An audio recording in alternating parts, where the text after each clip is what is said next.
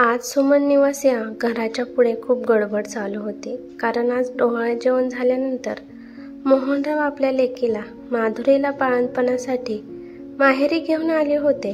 ड्रायव्हरने अलगद सावकाशपणे गाडी बंगल्याच्या पुढे आणून थांबवली.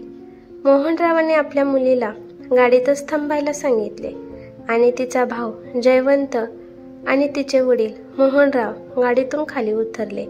माधुरीचा भाऊ जयवंत पळतच आतमध्ये गेला. त्याने ओवाळण्याचं ताट बाबाच्या हातात दिलं आणि त्याने भाकर तुकडा हातात घेऊन तिच्या अंगावरून उतरून तो दूर टाकून दिला. लेकीला आणायला जायच्या आधी सगळी तयारी मोहनरावने केली होती.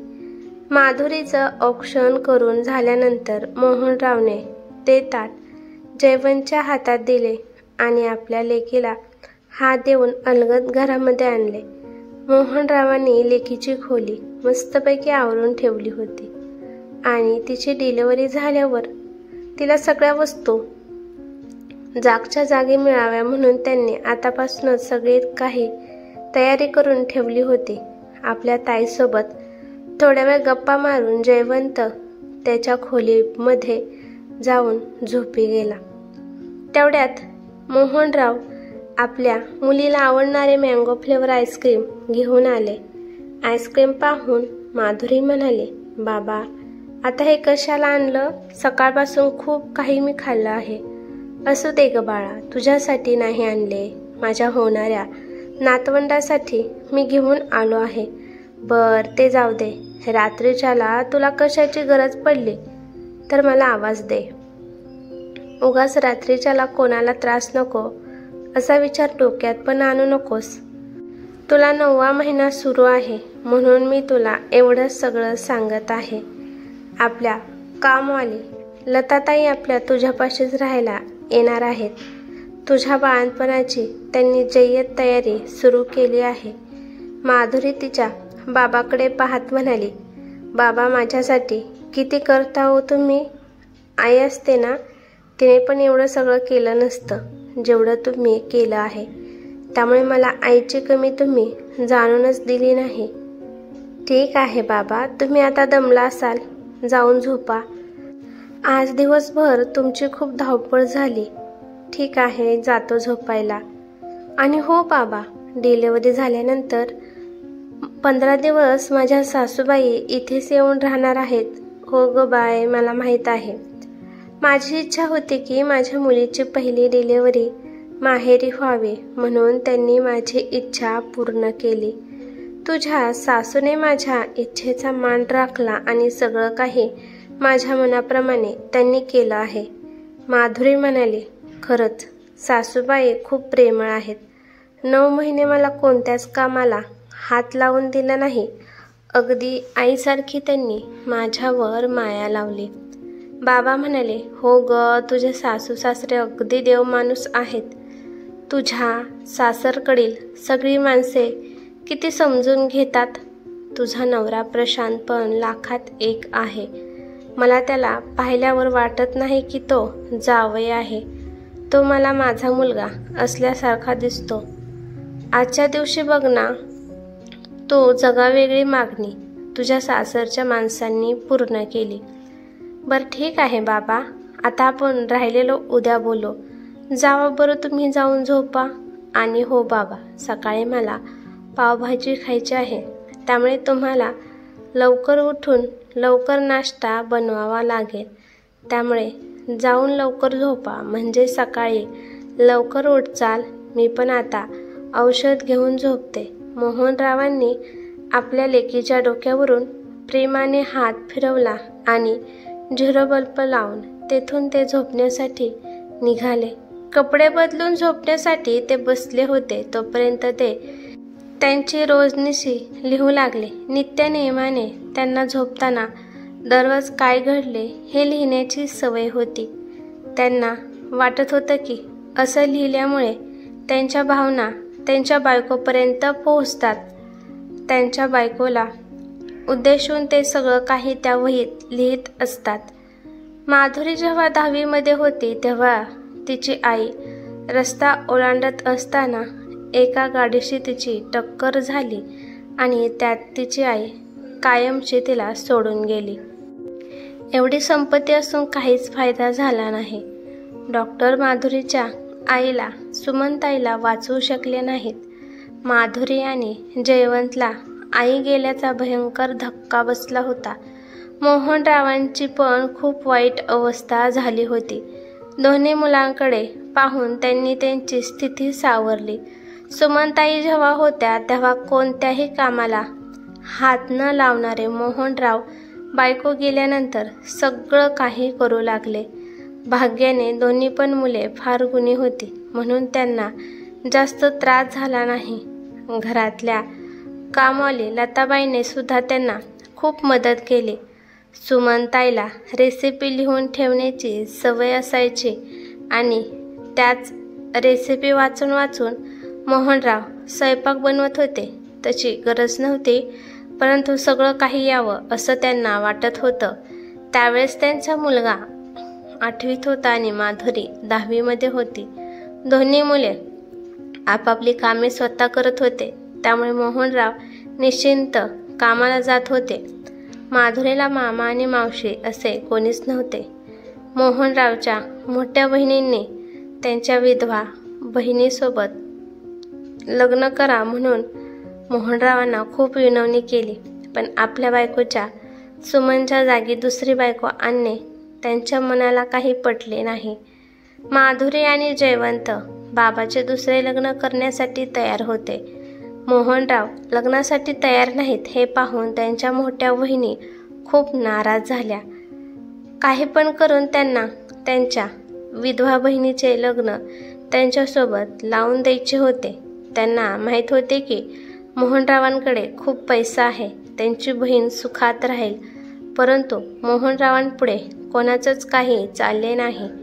मोहनरावांनी ठरवलं होतं की किती पण अडचण आली तरी कोणाची मदत घ्यायची नाही, आपलं काम करायचा असा कल त्यांच्यात होता.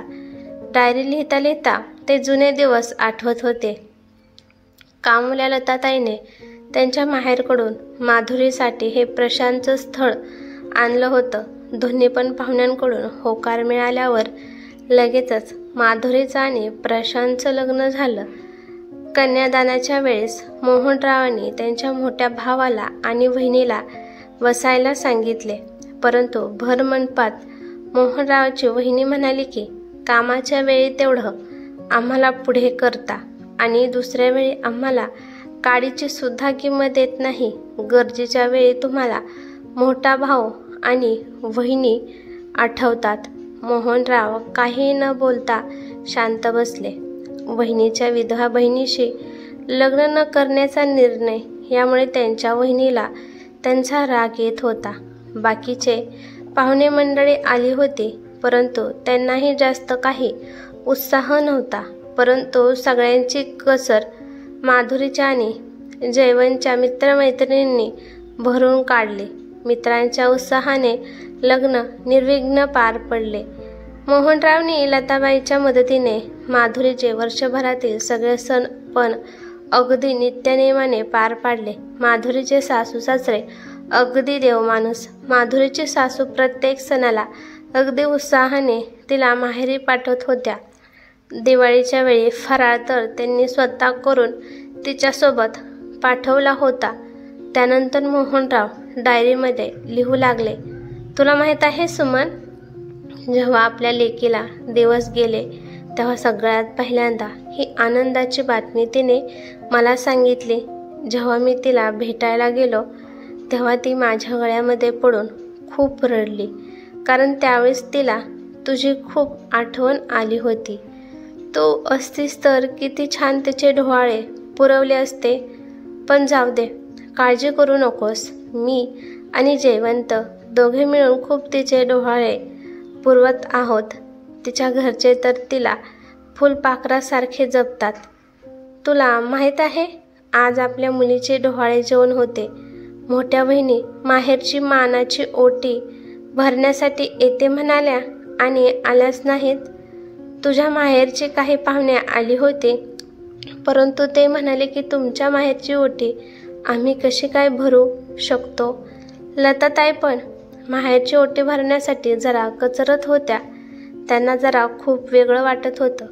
काय करावं हे काही सुचतच नव्हतं.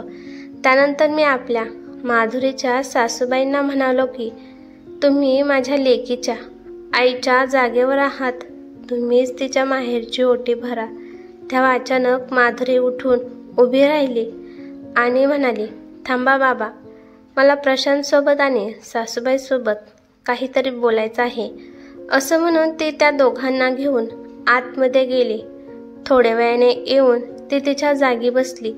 तिथे जमलेल्या सगळ्या पाहुण्यांसमोर माधुरी काय म्हणाली, तुला माहीत आहे का सुमन? बाबा, सासूबाई खूप गोड आहेत. त्या मला आईसारख्याच माया लावतात. पण माझ्या सख्ख्या आईची जागा जर कोणी घेऊ शकत असेल तर ते तुम्ही आहात बाबा. माझी आई मला सोडून गेल्यापासून बाबा तुम्हीच माझी आई आणि बाबा दोन्ही पण झाला. मग आज आईच्या जागी बाबा तुम्हीच माझी ओटी भरा. आणि हो बाबा, माझ्या घरातील सगळ्यांना हे मान्य आहे. तोपर्यंत सासरे मोहनरावांना म्हणाले, मोहनराव, आमची सून जे काही म्हणत आहे ते एकदम योग्य आहे. तुम्ही ही ओटी भरली म्हणून आम्हाला काही हरकत नाही. आपण स्त्री पुरुष समान आहोत अशा गप्पा मारतो, तर मग पुरुषाला या आनंदापासून लांब का ठेवायचे? मला मान्य आहे की स्त्री सृजनशीलतेची प्रतीक आहे, त्यामुळे तिला ओटी भरण्याचा मान मिळतो. पण मूल जन्माला घालण्यात पुरुषाचा पण सहभाग असतोच की. पुरुषांनी ओटी भरण्याची अशी प्रथा नाही, परंतु आपण ती प्रथा पाळली म्हणून काय वाईट आहे? मोहनराव, तुम्ही भरा तुमच्या लेकीची माहेरची ओटी. सासऱ्यांचे बोलणे ऐकून मोहनरावच्या डोळ्यात पाणी आले. लगेचच पुढे जयवंत आला आणि त्याने हाताला धरून माधुरीपर्यंत मला नेले. आज मी माझ्या मुलीची यथासांग ओटी भरली. तू तेव्हा तिथेच होती का? असा मला भास होत होता. जणू काही तूच तुझ्या हाताने माझ्याकडून तिची ओटी भरून घेत आहेस. आज खऱ्या अर्थाने मी माझ्या लेकीची आई झालो. आपल्या लेकीच्या बाळंतपणात तो आसपास असशील ना? मला खात्री आहे सुमन, तू नक्कीच आपल्या लेकीच्या बाळंतपणा दिवशी तिच्या वेदना कमी करण्यासाठी तिच्याजवळ येत असते. आणि हे बोलताना मोहनरावच्या डोळ्यातील अश्रू त्या लिहिणाऱ्या पानावर टपाटपा पडले. ही कथा कशी वाटली ते मला कमेंट करून नक्की सांगा. कथा आवडली तर लाईक शेअर नक्की करा आणि चॅनलवरती नवीन असाल तर चॅनलला सबस्क्राईब करा. धन्यवाद.